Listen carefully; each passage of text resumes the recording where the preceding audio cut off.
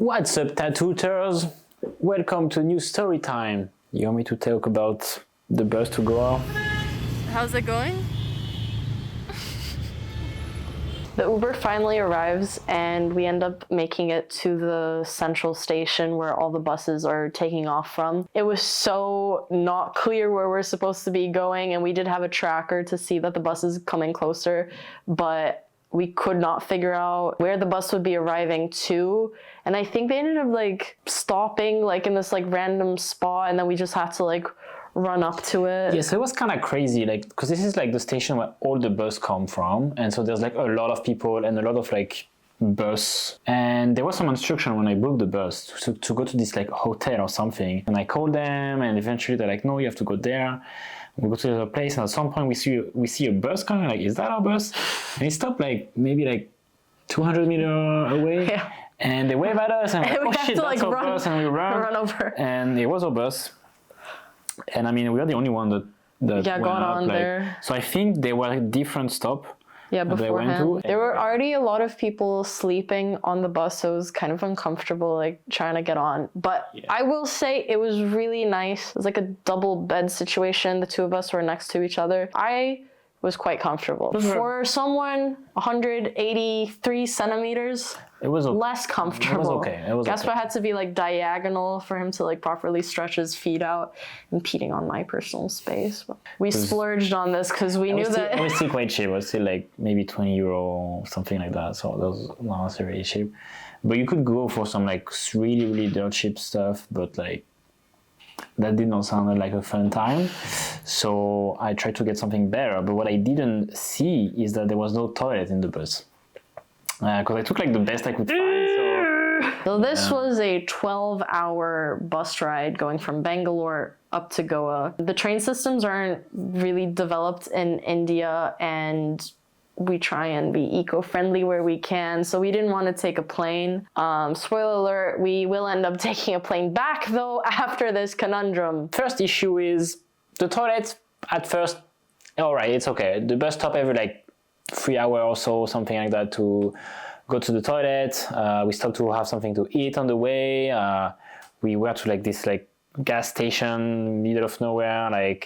It was only Indian people. There was no one speaking English, but on the menu I was oh, okay, I think I know what Gobi 66 is. 65, yeah. So I took that. It was cauliflower. Problem is that the road there, they're not very flat, so the bus would go bong, bong, bong, bong. No, it was so bad. It was actually so bad. So we were on the top floor, or the top section of this double-decker bus kind of situation. And I don't know if it's my OCD that was acting up, but I was sincerely convinced that every time the bus would wobble, which it did often on these dirt roads, I sincerely thought we were about to tip over, and I would be grasping with my toes curled.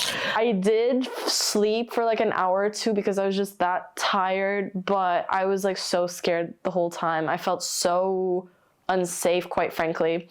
The first time that we stopped at a gas station, I had to ask Gaspar to ask the drivers to stop honking, because it's just part of the culture of And it's a crazy honk. It's not just meep, meep. It was a little song. I sort of got to have PTSD of that. I know. I'll insert it was so a clip. annoying.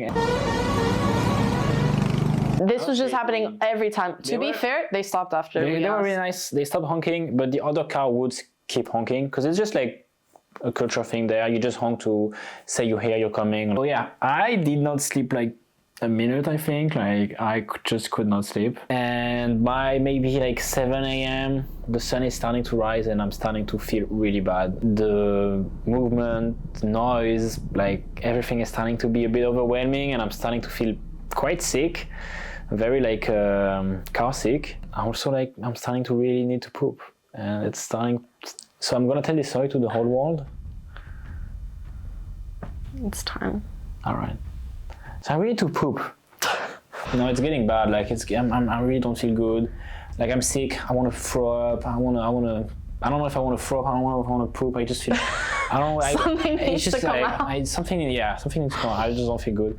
So I go to the driver and I'm please, can we stop at the ASAP? They don't speak English, so I kind of had to mime it, and they understood.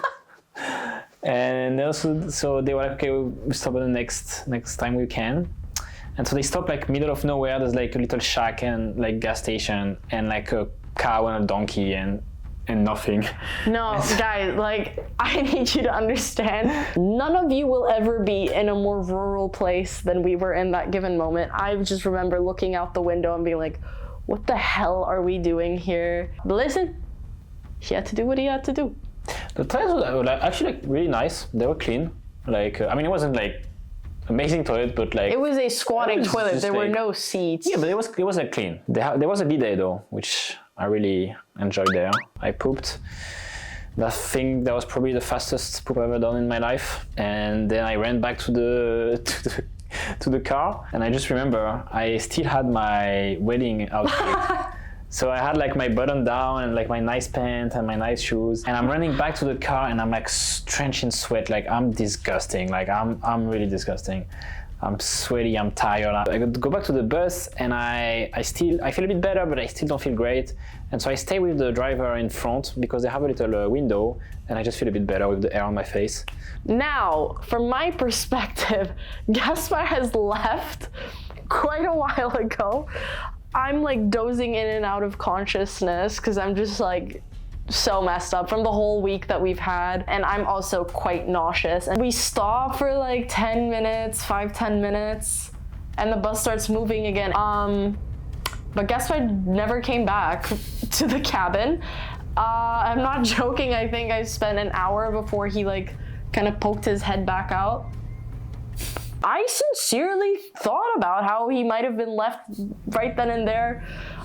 We didn't have cell service. Yeah, I don't think I took internet. my phone when I went out. Like I was like, every man for himself. How do you feel hearing me say that?